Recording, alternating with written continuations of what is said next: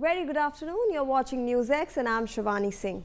The top story that we're looking at today is a new report from the Manhattan Institute, which was released today, and it is turning heads with its findings on the economic impact of immigrants in the US. Economist Daniel DiMartino's study highlights that Indian immigrants, particularly those on H1B visas, are the standout contributors, saving the federal government a staggering $1.7 million per person over 30 years. According to this figure, this outpaces other groups like China at $800,000 and the Philippines at $600,000, driven by high-skilled H1B visas holders who also boost the GDP by $500,000 each over the same period. The report counters online backlash branding Indian immigrants as economic threats, revealing their potential to cut the US national debt by $4.3 trillion, though 2.7 million Indian Americans, as debates over immigration policy heats up. This data underscores that the H1B program's role in driving fiscal gains. Let's take a detailed look at some of the graphs that are coming out from this study. So I will take my viewers through some of the numbers that are coming out from this study. On your screens right now is this graph that shows the different countries and the fiscal impact of these selected countries of origin. Now remember, viewers, that we are seeing how this is over a period of 30 years. So this is a long-term impact that we are seeing of immigrants, and over here you can see that Indians are the best major country of origin for group of immigrants. The average Indian immigrant and his or her descendants will save the federal government $1.7 million over 30 years. So you can see that on your screens, the lowest being Cuba, then comes Dominican Republic with only $200,000. We see Venezuela with around the same $400,000. We see Colombia in between $600,000 and $400,000. Philippines also just slightly above $600,000. China just crossing $800,000, while India has the maximum gain with giving the federal government over $1.7 million over 30 years. So clearly we can see that Indians are the best group of immigrants for this H1B visa. Now if we look at by legal status categories. Now remember, viewers, that even immigrants are divided into various categories, and if we look at the 30-year positive fiscal impact by legal status category, then too we see that H1B visas are somewhat around the highest. It's here the second highest, and then the last comes STEM PhDs and master degree holders. However, we can see where most of our Indian immigrants who are in the US rely on the H1B visas, and this is the second highest contributor to the 30-year-old positive fiscal impact. And understand, viewers, that this is the average H1B visas holding the debt. They will reduce the debt of the US by $2.3 million over 30 years, and they will expand the GDP by around $500,000. So we will see how the expansion of GDP also comes. This is the third slide that we are going to show you. This is the GDP impact of H1B visa immigrants, and we are seeing that the GDP impact over 30 years, H1B visas is the second highest, which is around $500,000. So they will in fact be the main expanders of the economy of the US over this 30-year program period. So remember, why we are discussing this, viewers, is because H1B visa programs have been in the news, and these visa programs have been introduced with a new set of fees, and that's why we are discussing this new report that now comes into the picture. Joining me on the broadcast is senior economist Dr. Sharat Kohli. Good afternoon, sir. Thank you for joining us. We appreciate your time. First of all, your first comments.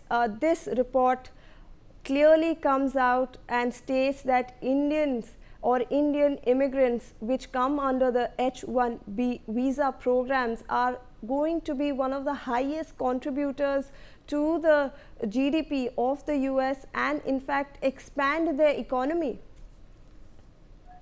Good afternoon, Shivani, and good afternoon to viewers of Newsx. I wish Donald Trump was listening to your analysis and these numbers. And I also wish that some of the MAGA supporters, who want to make America great again, well, this is one of the ways America can become great, that they start making more money as far as the GDP is concerned. They start saving more money for the country. That's how a country becomes great. Every drop of fiscal step matters as far as the, the benefiting the economy is concerned.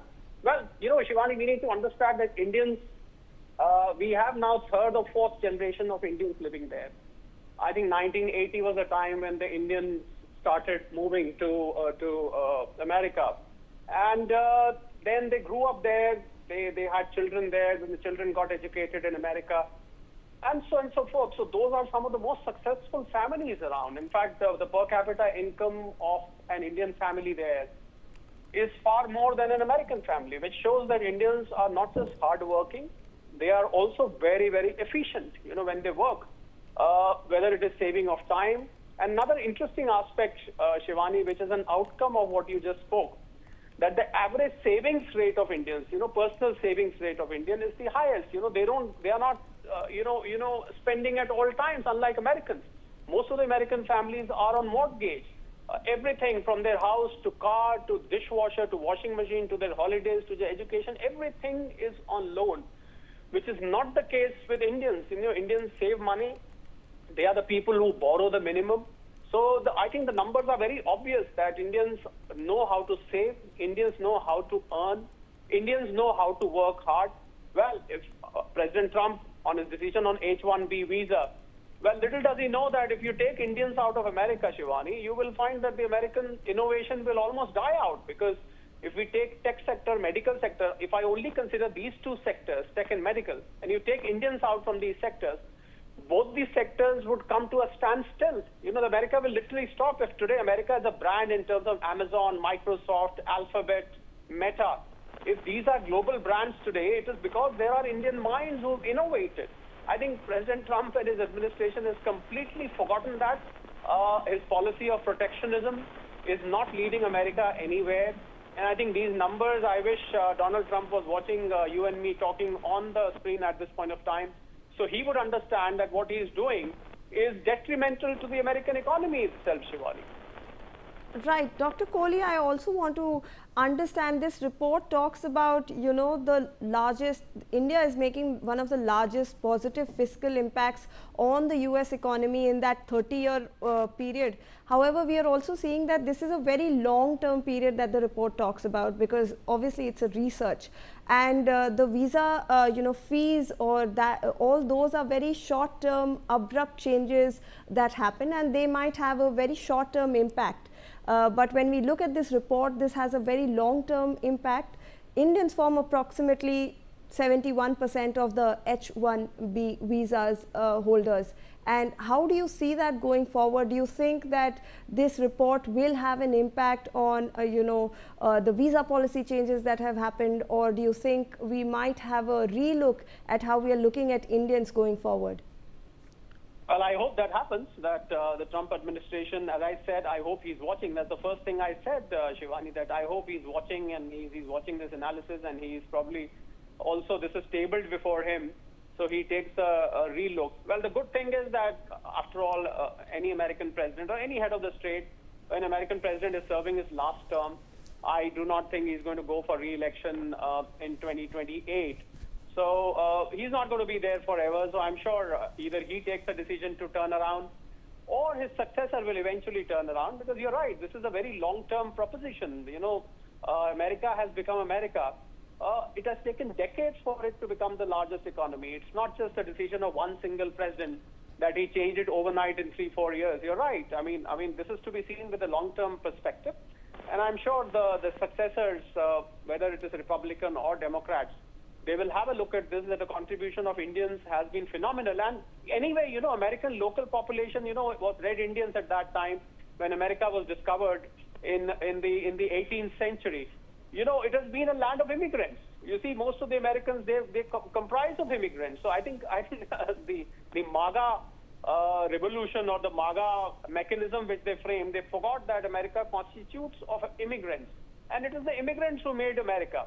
Now, I don't think, and the most important of all, Shivani, is that whether H1B replacements can be found locally. My answer to that is no, because you do not have trained, skilled manpower to replace the Indians for that matter. So I think we only need to wait and see. And that is why, a suit has been filed in the American court by the Chambers of Commerce.